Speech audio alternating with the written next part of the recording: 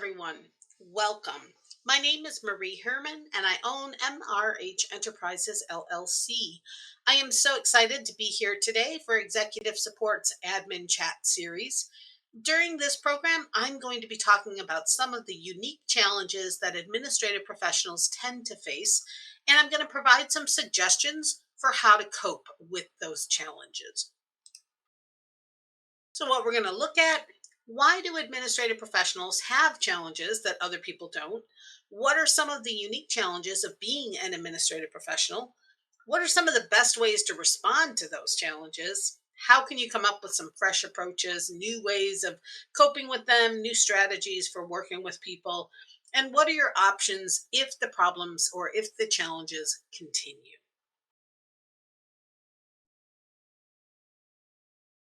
So, I know you may have your own unique challenges that don't show up on this list, but these were some of the ones that I thought of off the top of my head that I have seen many administrative professionals deal with.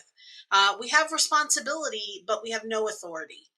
We are told to go and gather reports from everyone, but we don't have the authority to force them to complete those reports or give them to us.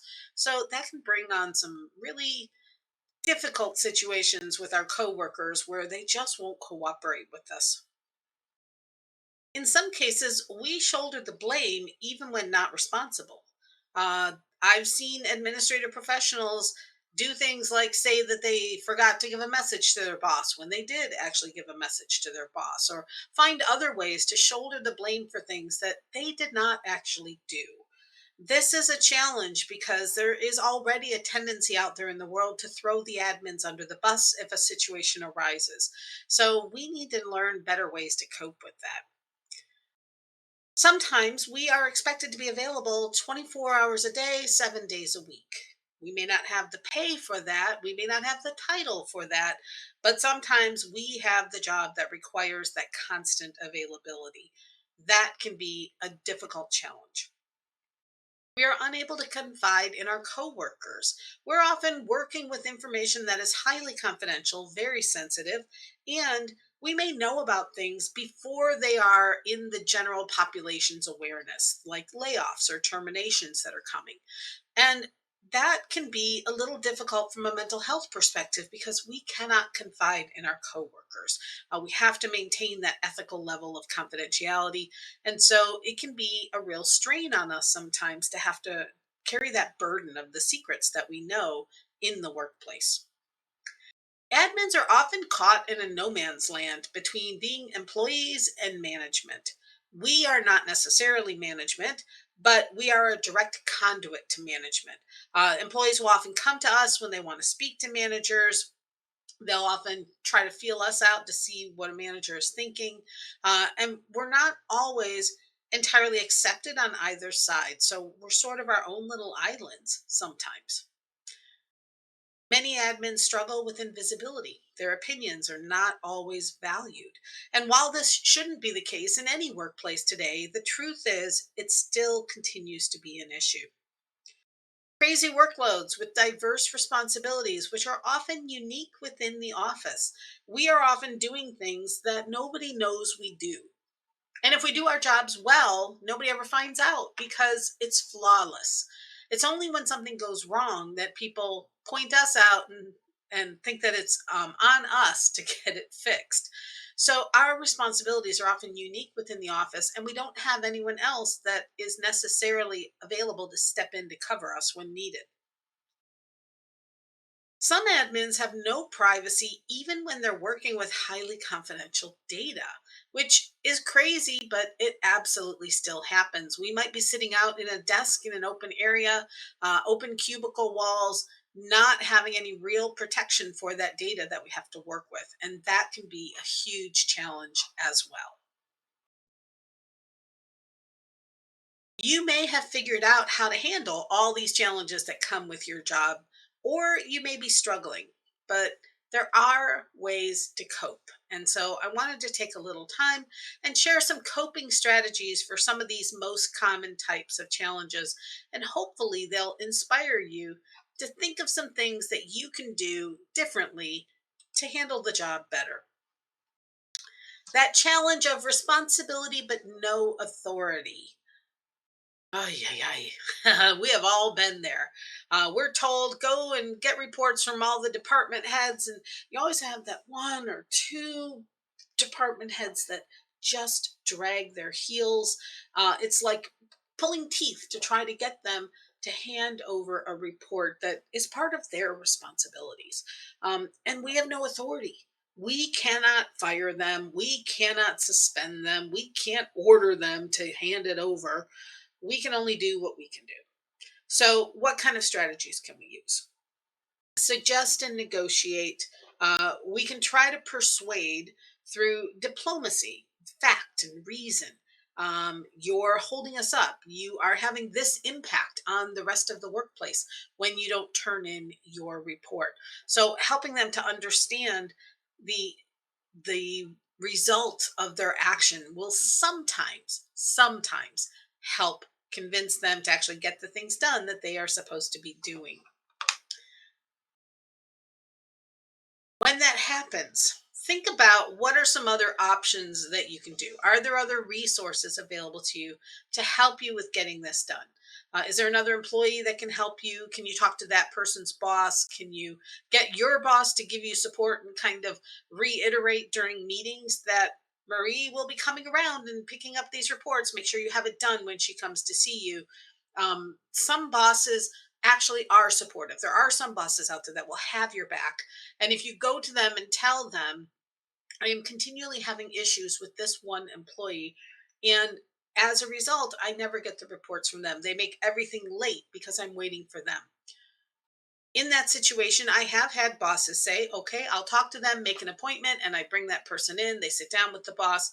Sometimes the problem gets addressed when the boss says, this is something I'm asking you to do. Marie is my emissary. I need you to listen and do what she needs you to do. Sometimes that works. I'm not going to lie, sometimes it doesn't. I've had some people meet with the boss, say, oh, okay, I'll do it, and then continue dragging their heels and not doing it. In which case, what I have done is put a piece of paper in that place where their report should have gone and written, requests were made on this date and this date. I sent an email, I sent a voicemail. I have not received the report.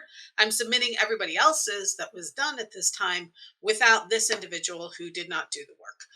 And I just call it out that way. And I think one of the challenges we have is sometimes we do cover up for other people, and they need to get the results, the consequences of the decisions that they make. We should not be protecting them from their own decisions. And that's something where it's on us to make sure we're not covering for them. If they don't do it, I'm not going to cover up for you and try to make it look like there was a problem on my end. The problem's on your end. You didn't get it done. That's the way it's going to stand. So that's one of the things that you can think about with that.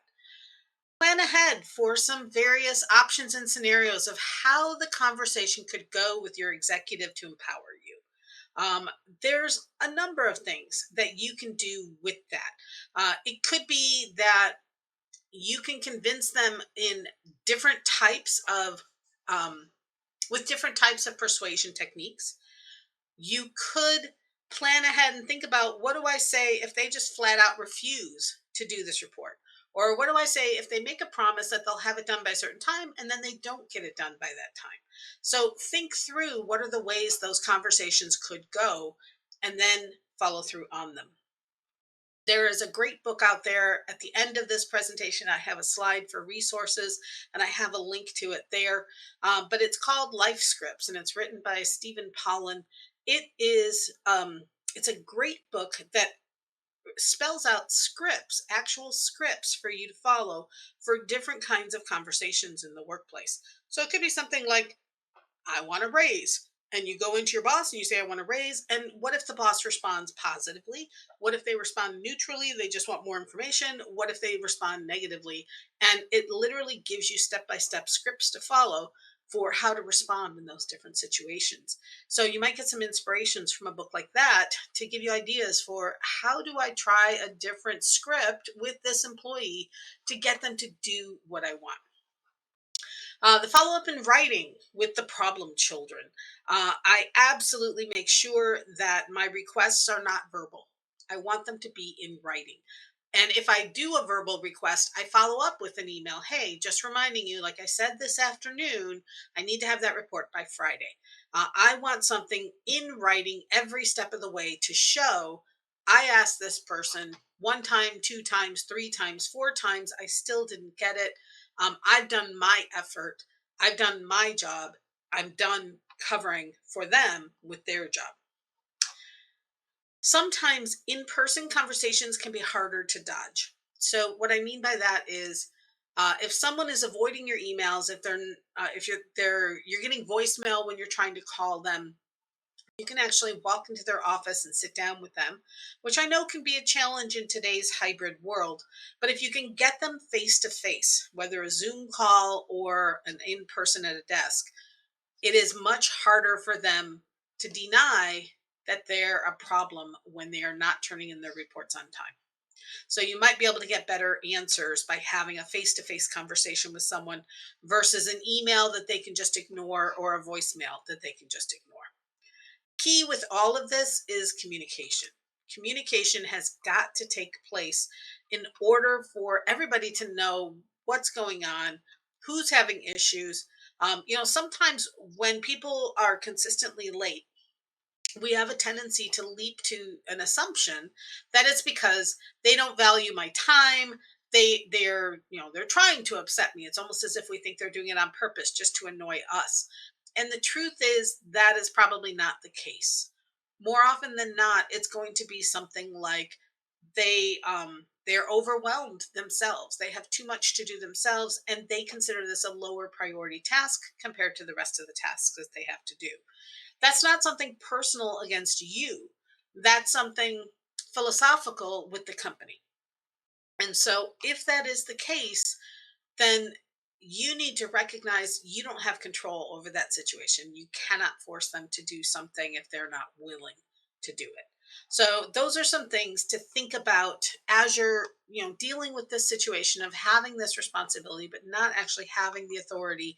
What are some different strategies you can use to talk to them?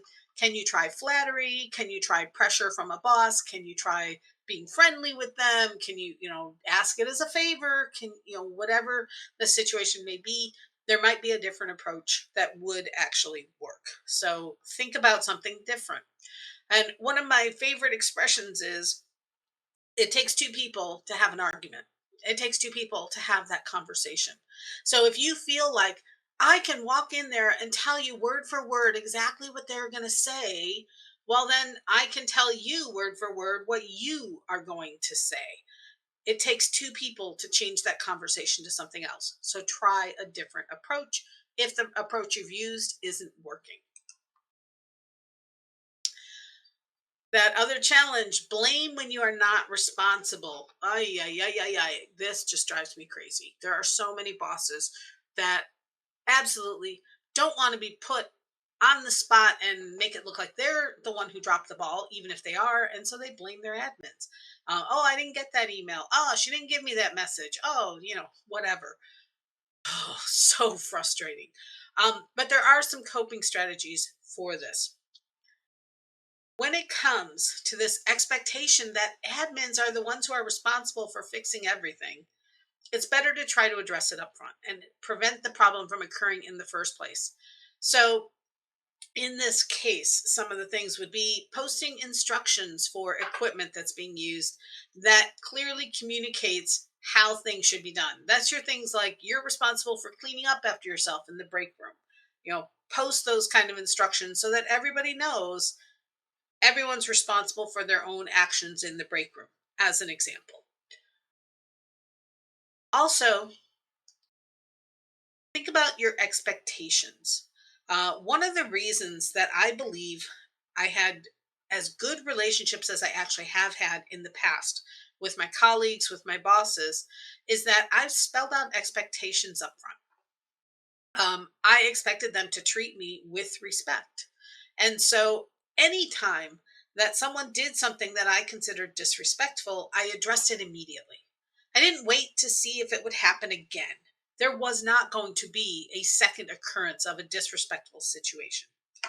And I remember years ago in one of my very first real jobs, um, there was a coworker who said something in front of other coworkers about me that was kind of a smart aleck comment, um, that was undermining me.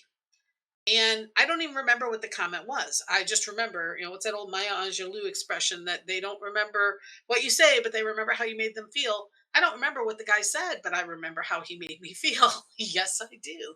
And I pulled him over into a conference room. I said, can we talk for a moment? Stepped into a conference room with him, and I very nicely, but I ripped into him. And I said, that was not appropriate. If you have an issue with me, I expect you to bring it up with me in private, not in front of my coworkers. You are undermining my relationship with my coworkers when you criticize me in front of them. So going forward, if you have a problem with me, please come and address it with me directly. And he actually agreed. I think he was a little taken aback. I was very young at the time, but he never did it again. Never again did he speak that way in front of me, in front of other coworkers. Now, whether he said anything when I wasn't around, I don't have control over that. But I have control over how he treats me in front of other people. And my choices are sometimes to speak up immediately and say, I didn't do that. I was not responsible for that. Or maybe I say, I wasn't aware that that needed to be done. Thank you for letting me know. That's another way of saying it. There's a lot of ways that you can approach this. You don't have to do the fix necessarily. You can potentially delegate it to someone else. It might be calling IT, putting in a service desk ticket, calling a plumber. You can assign the problem to someone else to take care of. As best you can, try to track those kinds of things. Put things in writing. I requested you to do this. It needs to be done by this date. Again, don't make things verbal where later it can become this, well, you said this. No, I said that. And who's right? I don't know. I wasn't there. So make sure that you have something impartial that anyone can look at and see this is what I wrote to them. This is what they wrote back. And always, always, always be careful not to volunteer yourself as a scapegoat. There are many ways that you can say I didn't do something without taking on that responsibility or blaming someone else necessarily. Sometimes we focus on who did something, and that's not really the main issue. So it's better to say something like, I recognize that you must be frustrated not having heard back from anyone. I will look into this and see what I can find out for you about having someone contact you back. So not saying I didn't give them the message. It's not your fault the boss didn't call them back. But you are still acknowledging the fact that this person is frustrated. They've had to call multiple times. They feel unheard because no one is calling them back. It's not your fault, but it is your problem in that you are going to try to solve it. And so just be careful not to volunteer yourself as the scapegoat in that kind of a situation. If, on the other hand, you are the one who's actually responsible, take ownership of it. And again, focus on let's solve this rather than let's beat up me, because that is not what should be happening. That challenge of 24/7 level availability. Sometimes people have to work outside of regular hours. It happens. But as much as possible, try to establish clear boundaries. If it was a verbal request and it came in during your lunch break, you could let your coworker know that you'll get that request addressed once you get done with lunch. It's not always an emergency. It's not always something that has to be drop everything right now and do it this second. Sometimes it's enough to acknowledge, I hear your request, I'm going to do it. Here's when I'll be able to get it done for you. If that request comes in via email, then don't respond until you finish lunch. Make a point of only responding to business emails during regular working hours if possible. Now, I recognize that is not always possible, but essentially what you're trying to do here is maintain some boundaries and train your coworkers to recognize that you are unavailable at certain times. Get them used to thinking, oh, it's 12 o'clock, she's at lunch. Oh, it's 5 o'clock, she's already left for the day. Um, a lot of times we allow other people's emergencies to become our emergencies, and that's the nature of our job as admins. But in reality, sometimes things are not an emergency. Just because the person thinks it's urgent doesn't necessarily mean it actually is urgent.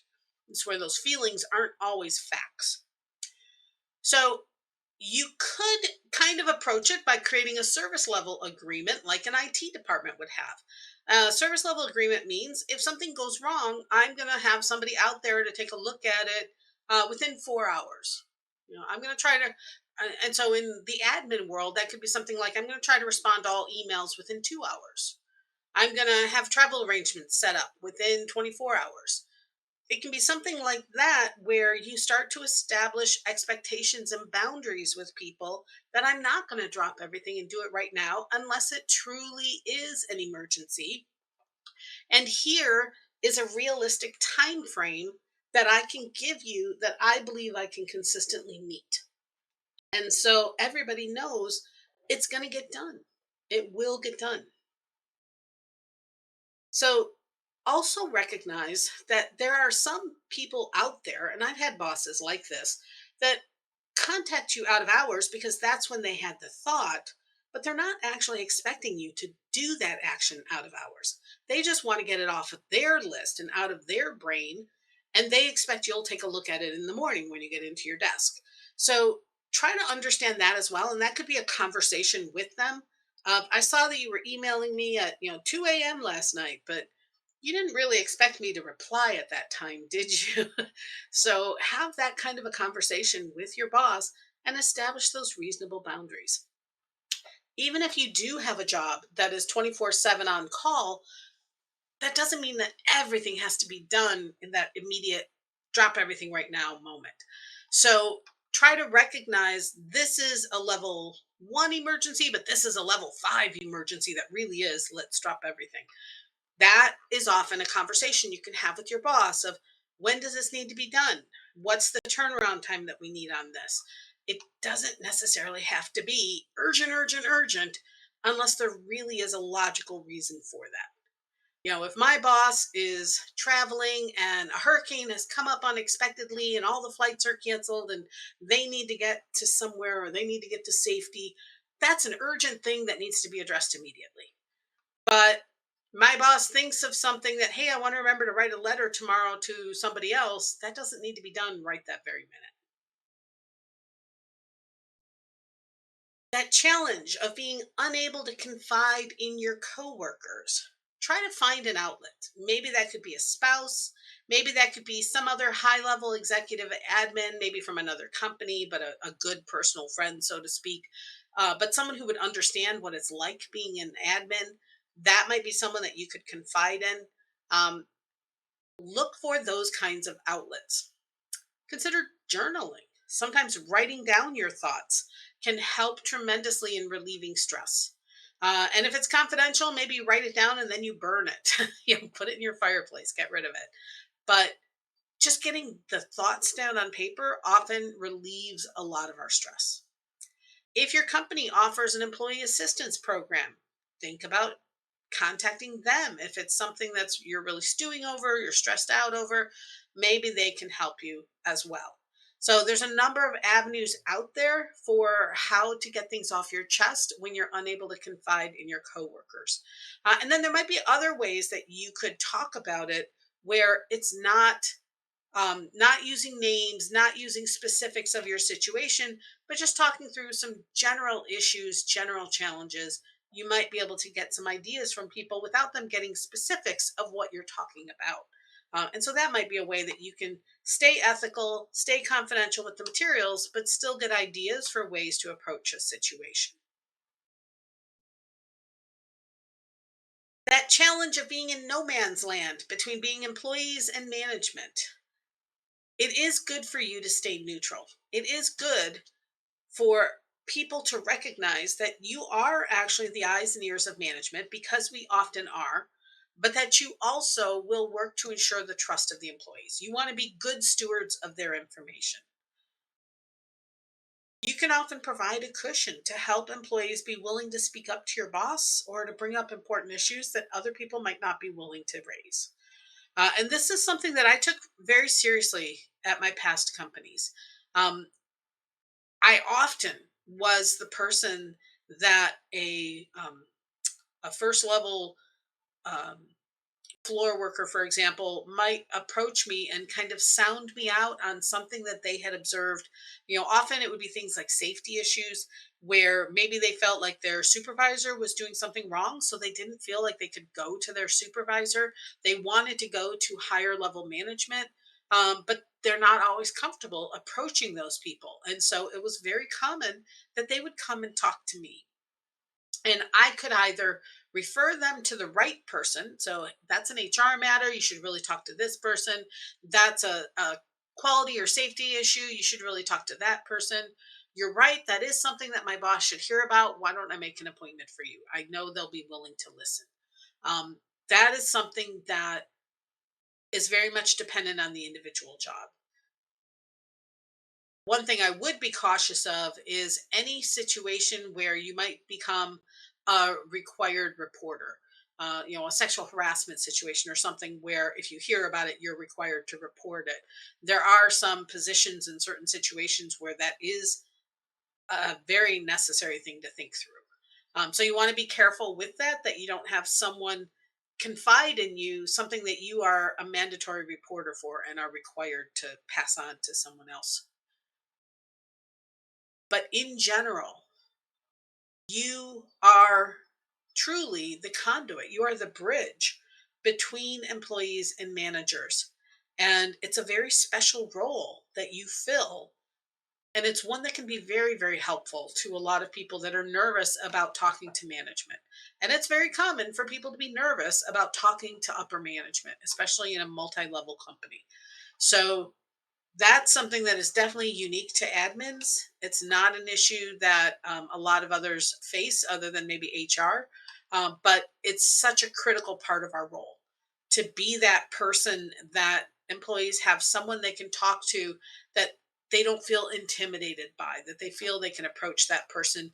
They can share their stresses that they're going through with that person, and hopefully end up getting a situation either resolved or better mitigated.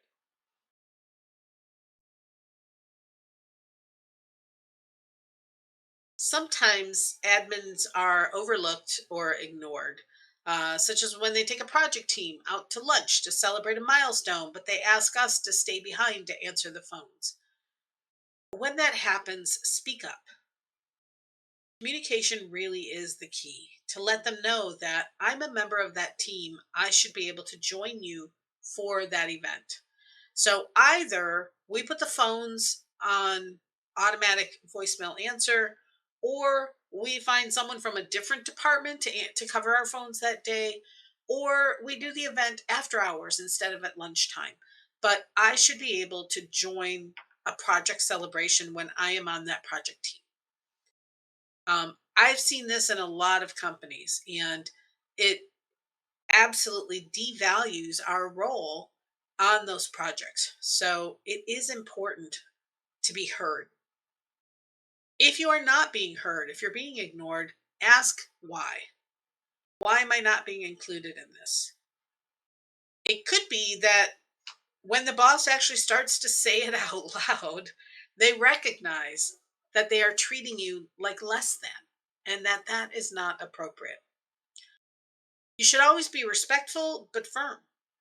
You are in the right with this, and until we start consistently speaking up, things will not change. Think about that company culture as well, and if you're actually a good fit for it. Um, I think that sometimes we stay in bad situations for good reasons. We don't have another job lined up. It pays good money. The hours fit. It's close to home. But if you're staying in a place where you are not respected, where your contributions are not valued, it wears at your soul. And I firmly believe this. So I would strongly encourage you to think about moving on to somewhere else if you are consistently made to feel invisible, or if you are not valued in your workplace. You might go in and kind of start the conversation of, something happened the other day that made me feel like I wasn't really appreciated. It made me feel like I wasn't a full member of the team. And I'd like to talk to you about that. Have that conversation. It's a hard conversation to start, but it's so, so important.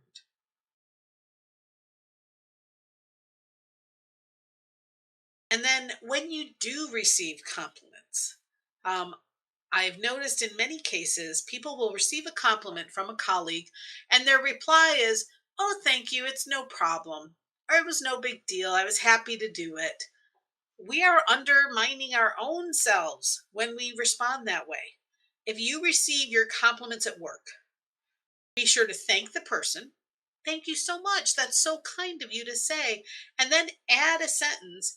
"I would really appreciate it if you would put that comment in writing and copy my boss. I'd love to have that for my performance review." Get in the habit of asking people to follow up with an email with their comment and copy your boss. I've had a lot of people, a very significant percentage of people that have actually done that when I've asked them to. So get in the habit of requesting someone to put that compliment in writing and copy your boss. You never know when that will come in handy. And it is really a surprising number of people that are like, "Oh, sure, I'd be happy to do that." Maybe they won't follow up on it, but maybe they will. And if you get X number of people to do it, that is phenomenal ammunition in your next performance review. Crazy workloads. These crazy workloads with diverse responsibilities, we are responsible for so many different things. That's often unique to our positions within a company. Um, so, if you have an absolutely massive, crazy workload that you cannot possibly get all your work done, document your workload. Write down all the things that you are responsible for. Do a time analysis of your job and see how does it compare to your job description.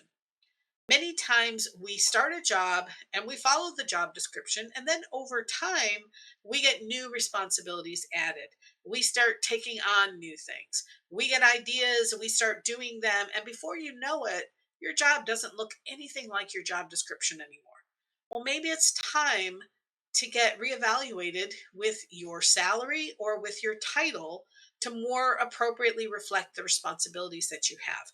And the only way you can do that is by pulling up a current job description and then pulling up an analysis of what you are actually currently doing.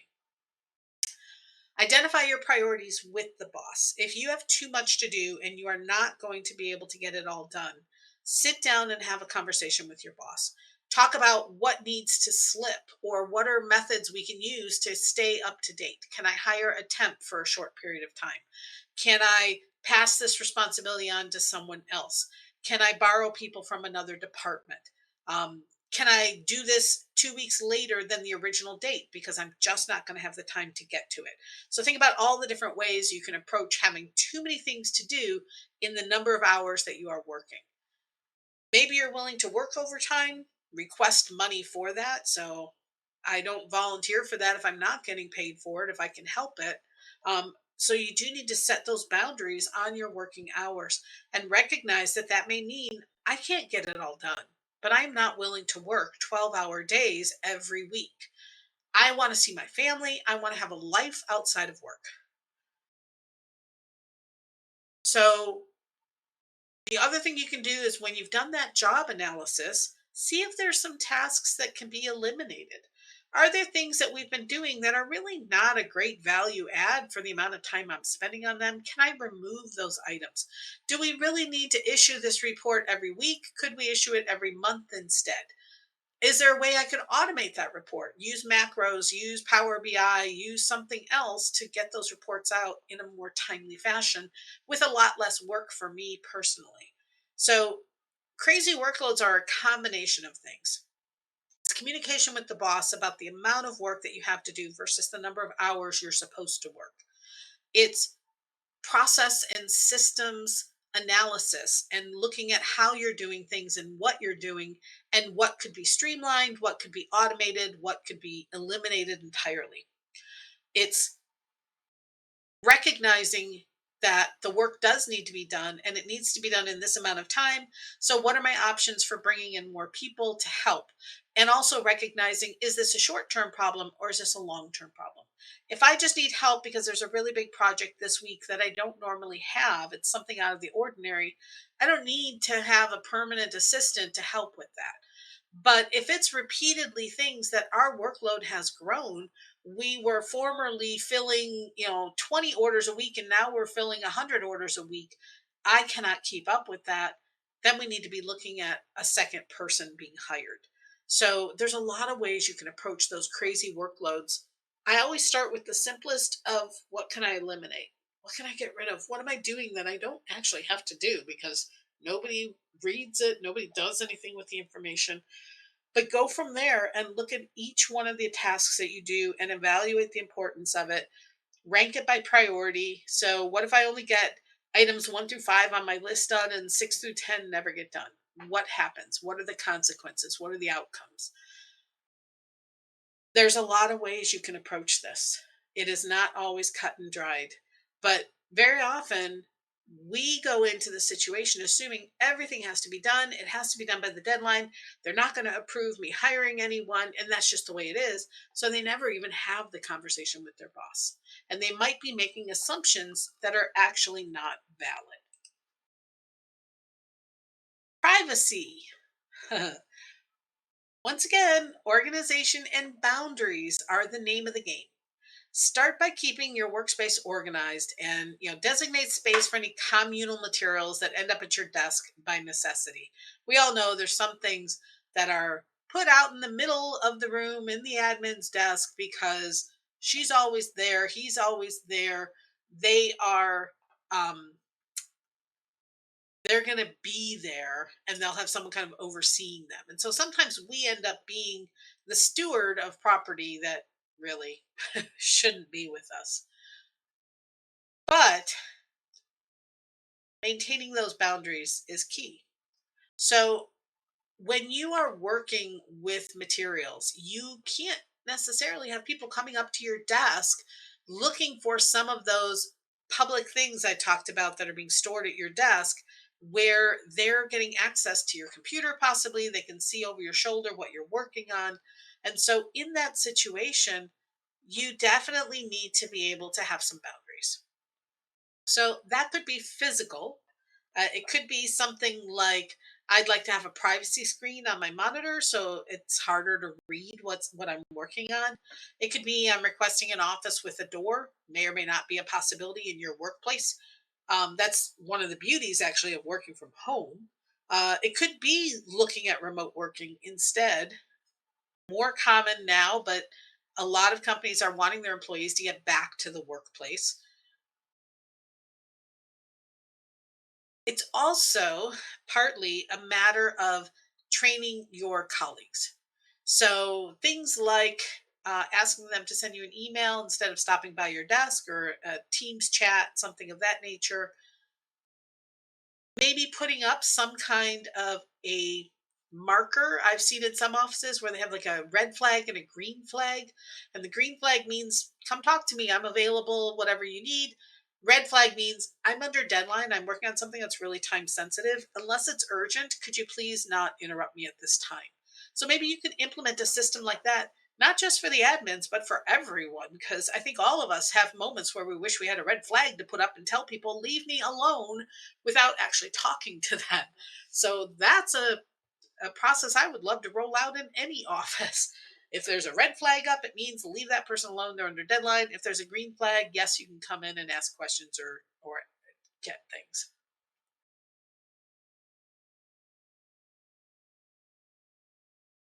So long as your boundaries are communicated in a respectful way, you're within your rights to set them. You can set them as you need to. So juggling these multiple sets of priorities, this huge workload, your demanding coworkers, that can feel really grueling at times. Admins can make it easier by implementing strategies to cope with these workplace challenges. You can boost your efficiency, you can improve your quality of life on the job.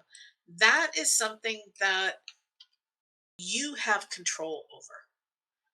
You can control how you're approaching your job. You can control some of the elements, certainly, of maintaining the privacy of the data that you work, the confidentiality. But you may also need some help from your boss, some support from them in actual physical resources like those privacy screens. Maybe you have the ability to work in another room, like a conference room, when you're working on something that really is confidential. You have to talk on the phone, maybe. There's a lot of areas of privacy that are addressed or that are challenging when you're working in a cubicle in the middle of a bunch of other cubicles. And I think that's something that's starting to get a lot of backlash from companies in general. Over the last several years, especially pre COVID, there was this move to the open desk structure, the collaboration, everybody being together.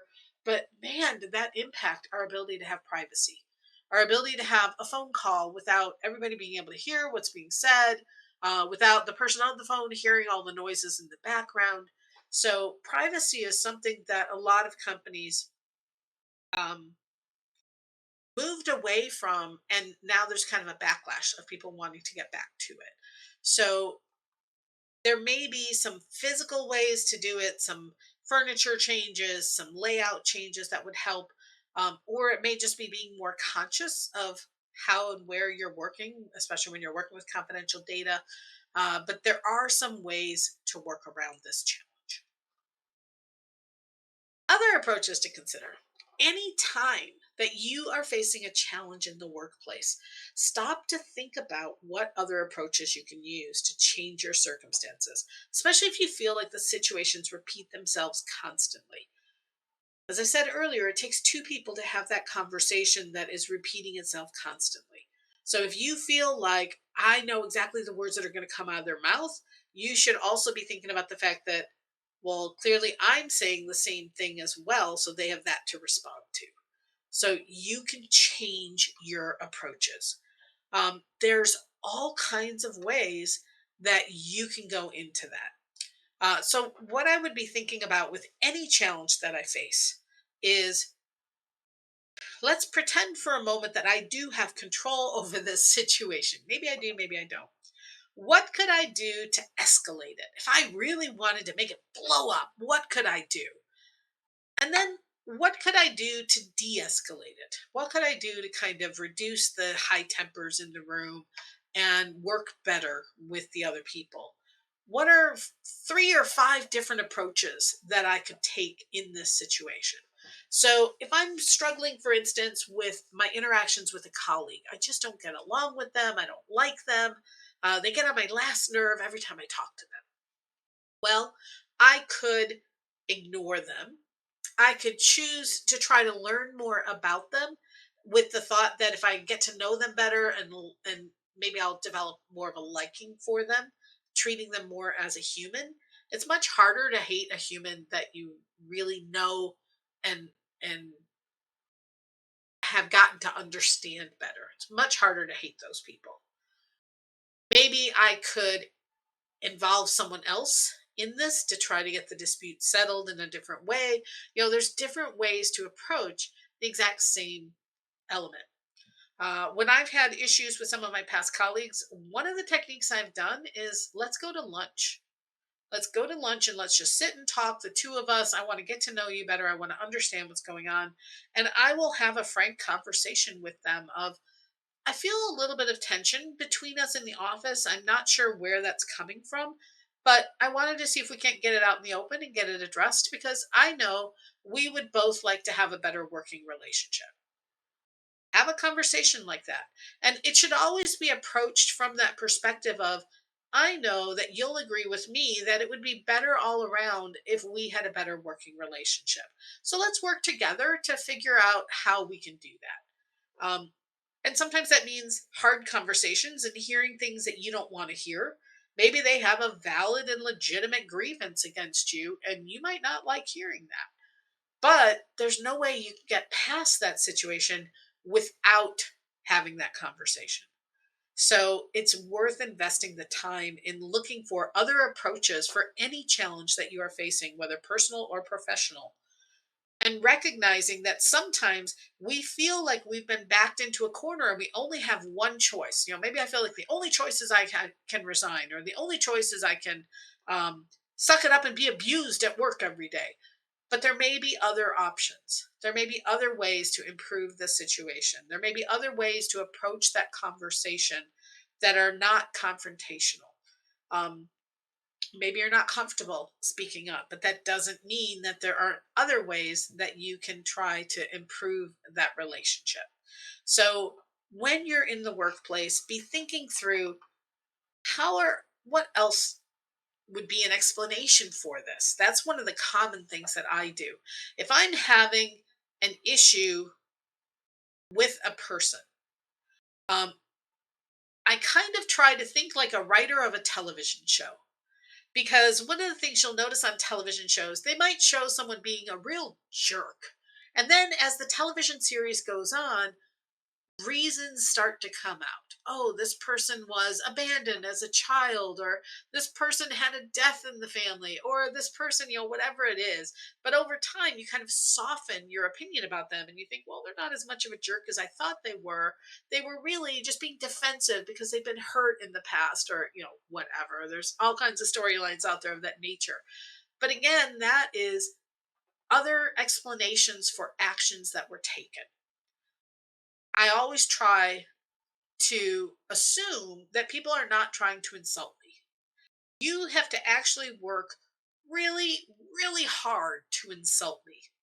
Because my assumption is you're saying something like a jackass, but you're not intending to be a jackass.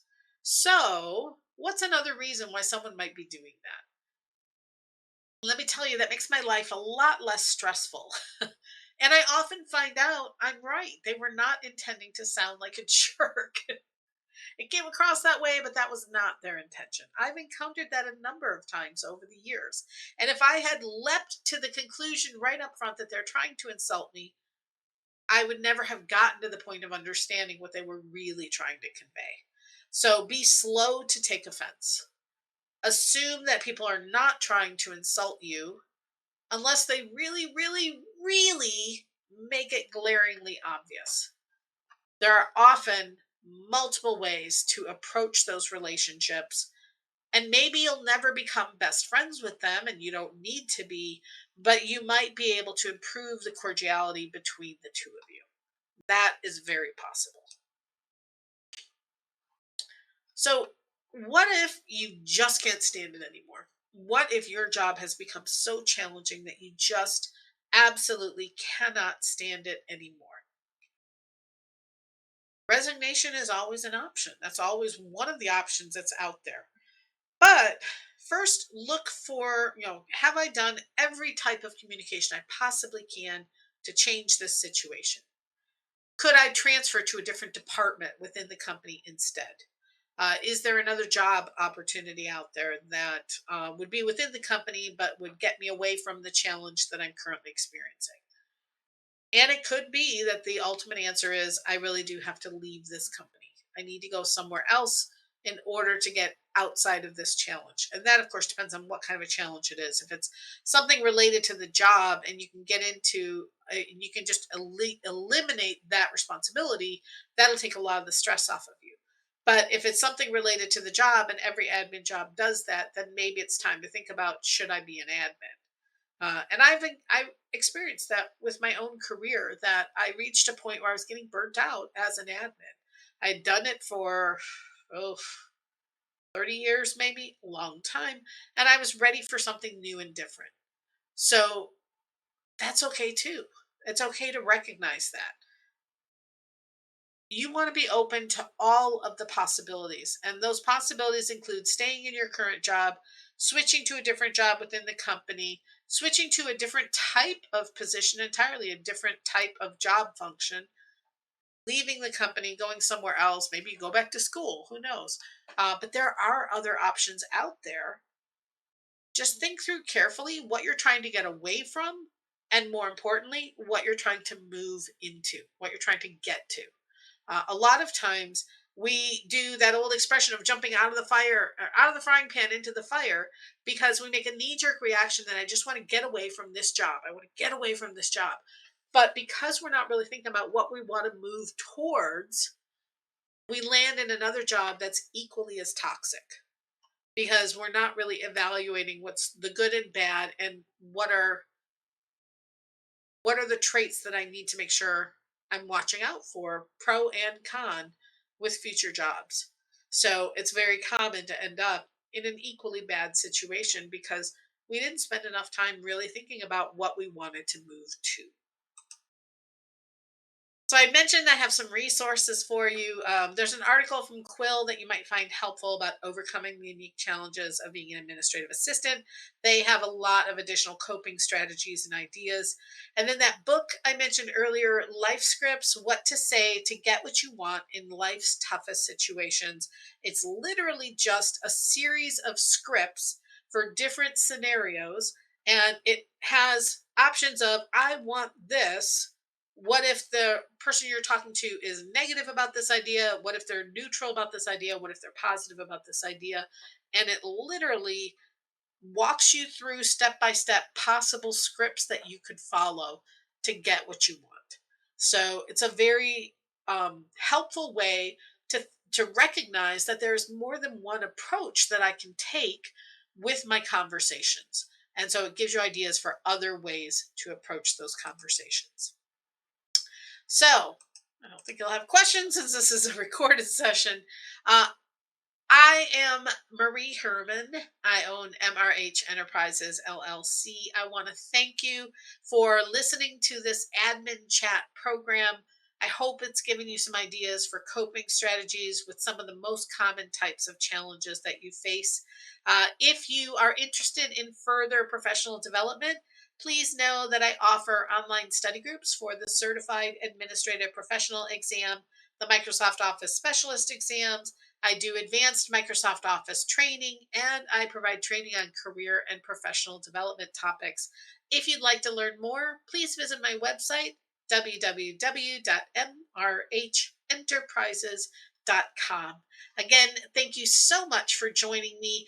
Please subscribe to Executive Support Magazine's YouTube channel, and please like this video and share it if you did enjoy it. Thanks, and have a wonderful day, everyone.